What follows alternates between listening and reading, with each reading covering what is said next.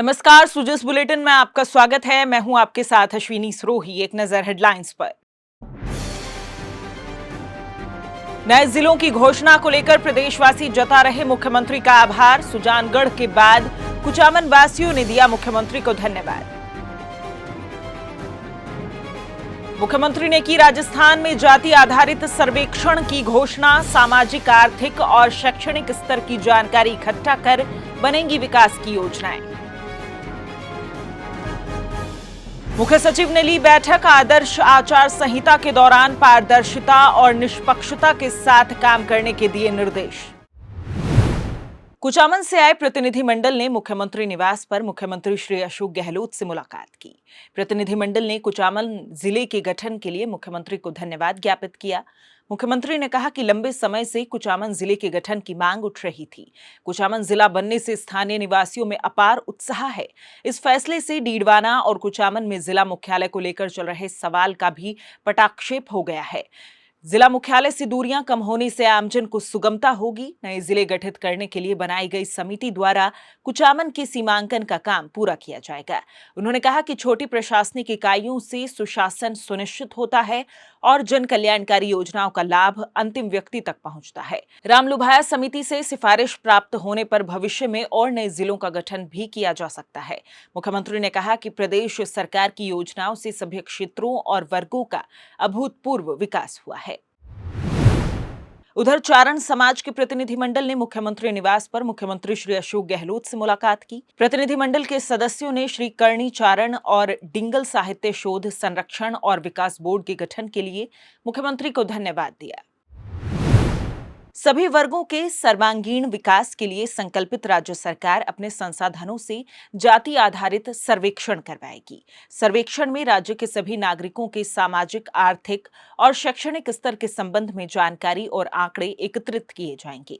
राज्य सरकार द्वारा इनका विशेष अध्ययन करवाकर वर्गों के पिछड़ेपन की स्थिति में सुधार लाने के लिए विशेष कल्याणकारी उपाय और योजनाएं लागू की जाएंगी। इससे सभी वर्गों के जीवन स्तर में सुधार आएगा। राज्य मंत्रिमंडल के फैसले की अनुपालना में सामाजिक न्याय एवं अधिकारिता विभाग के शासन सचिव डॉक्टर समित शर्मा द्वारा इस संबंध में आदेश जारी किया गया है। सर्वेक्षण कार्य आयोजना विभाग द्वारा नोडल विभाग के रूप में संपादित किया जाएगा।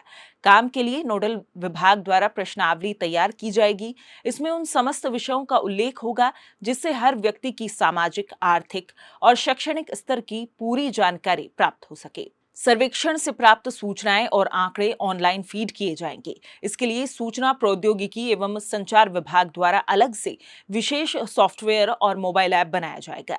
सर्वेक्षण से प्राप्त संकलित की गई सूचनाएं विभाग सुरक्षित रखेगा।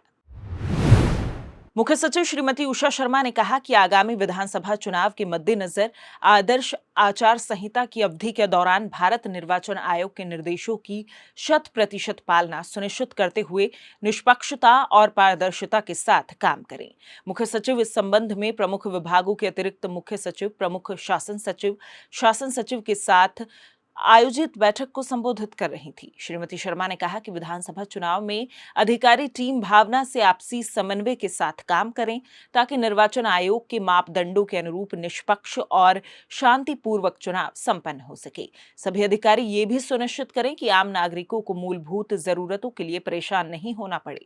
बैठक में मुख्य निर्वाचन अधिकारी श्री प्रवीण गुप्ता ने कहा कि चुनाव के दौरान आचार संहिता का कहीं भी उल्लंघन नहीं हो, इसका विशेष रूप से ध्यान रखा जाए। इस दौरान उन्होंने प्रेजेंटेशन के माध्यम से आचार संहिता के दौरान किए जाने वाले जरूरी कामों से अवगत करवाया। उन्होंने कहा कि आदर्श आचार संहिता प्रभाव में रहने की अवधि में विभिन्न विभागों द्वारा स्पष्टीकरण और शिथिलता संबंधी प्रकरण प्राप्त होने पर इनका मुख्य सचिव की अध्यक्षता में गठित स्क्रीनिंग समिति द्वारा परीक्षण किया जाएगा। मुख्यमंत्री श्री अशोक गहलोत ने चिकित्सा और स्वास्थ्य सेवाओं के विस्तार में कई अहम फैसले लिए हैं। उन्होंने प्रदेश में नए स्वास्थ्य केंद्रों के संचालन सहित विभिन्न स्वास्थ्य केंद्रों को क्रमोन्नत करने की मंजूरी दी है। जैसलमेर की पंचायत समिति सम के 12 ग्राम पंचायत मुख्यालयों और पंचायत समिति जैसलमेर के 2 ग्राम पंचायत मुख्यालयों पर नए उप स्वास्थ्य केंद्र खोले जाएंगे। वहीं चित्तौड़गढ़ की पंचायत समिति भदेसर के उप जिला अस्पताल मंडफिया में चिकित्सा सुविधाओं के विस्तार के लिए बेड्स में बढ़ोतरी होगी। यहां बेड्स की संख्या 30 से बढ़ाकर 100 की जाएगी। वहीं उदयपुर की मावली पंचायत समिति के प्राथमिक स्वास्थ्य केंद्र घासा व इंटाली, पंचायत समिति फलासिया के प्राथमिक स्वास्थ्य केंद्र पानरवा को सामुदायिक स्वास्थ्य केंद्र में क्रमोन्नत किया जाएगा।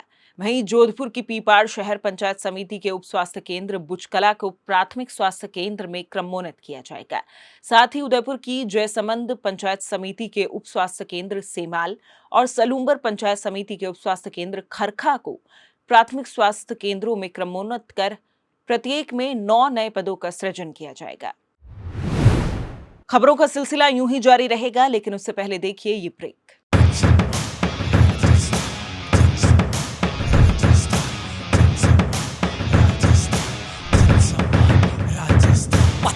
लकीर बन गया है अपना इरादा, है ठाना बढ़ते जाएंगे यही है वादा, जुड़ा हाथ से हाथ ऐसी जंजीर बनाएंगे, मजबूती से इसको थामते जाएंगे, गाएंगे हम सब गाएंगे, जश्न तरक्की का मनाएंगे। मुख्य सूचना आयुक्त श्री डीबी गुप्ता ने कहा कि इस दुनिया को बदलना है तो खुद पर विश्वास करना जरूरी है। लक्ष्य को सावधानी पूर्वक तय करो और उस पर ध्येय बनाओ। योजनाबद्ध तरीके से कामों को पूरा करें। उन्होंने कहा कि विचार दूर तक जाते हैं, शब्द गौण हैं। हमारी सोच हमारी दिशा तय करती है।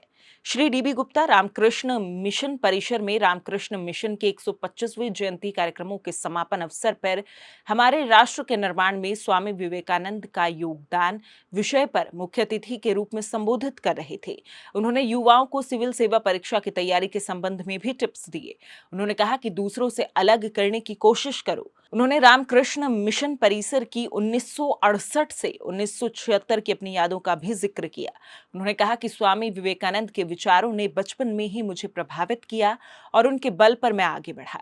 प्रारंभ में प्रमुख शासन सचिव सहकारिता श्रीमती श्रेया गुहा ने स्वामी विवेकानंद के संदेश को जन जन तक पहुंचाने का आह्वान किया। मुझे बहुत खुशी है कि रामकृष्ण मिशन के 125 वर्ष पूर्ण होने पर ये कार्यक्रम रखा गया है। इससे जुड़ कर के निश्चित रूप से रामकृष्ण मिशन जिस उद्देश्यों के लिए काम कर रहा है और मानवतावादी और हिंदू धर्म के जो अच्छाइयाँ हैं उनको बताने के लिए आपको मतलब युवा शक्ति को अपने आप को पहचानने के लिए जो संदेश स्वामी विवेकानंद ने दिए थे उन सब का प्रचार प्रसार करता है। इसके अलावा शैक्षणिक और भी चिकित्सकीय और कई तरह के शिविर भी लगा करके मानवता की सेवा भी करते हैं। सबसे प्रमुख बातें ही स्वामी विवेकानंद की वही थी जिसमें उन्होंने कहा कि अंदर अपने आप की शक्ति को पहचानो।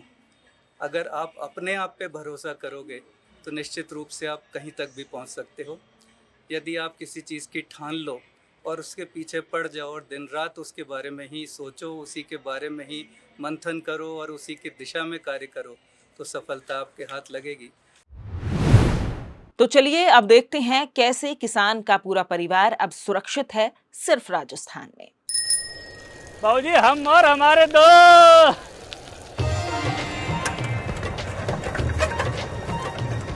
भाई जी हम और हमारे दो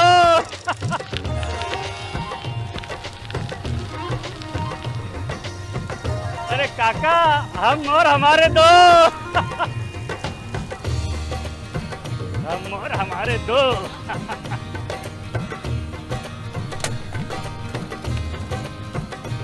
अरे सुनती हो हम और हमारे दो काहे पहेली बुझा रहे हो? कहो क्या बात है? अब हम और हमारे दो सुरक्षित हैं। कैसे? सिर्फ राजस्थान में जैसे हमें चिरंजीवी से 25 लाख का स्वास्थ्य बीमा और 10 लाख का दुर्घटना बीमा की सुरक्षा मिली है, ठीक वैसे ही कामधेनु पशु बीमा योजना के तहत हमारी दोनों गंगा और चंदा के लिए भी 40-40 हजार का जीवन बीमा मिला है। किसान का तो पूरा परिवार सुरक्षित हो गया ना। हुआ पशुधन का निशुल्क बीमा, प्रति पशु 40,000 रुपए की सीमा, सिर्फ राजस्थान में। सुजस बुलेटिन में फिलहाल इतना ही, फिर होगी आपसे मुलाकात, तब तक के लिए नमस्कार।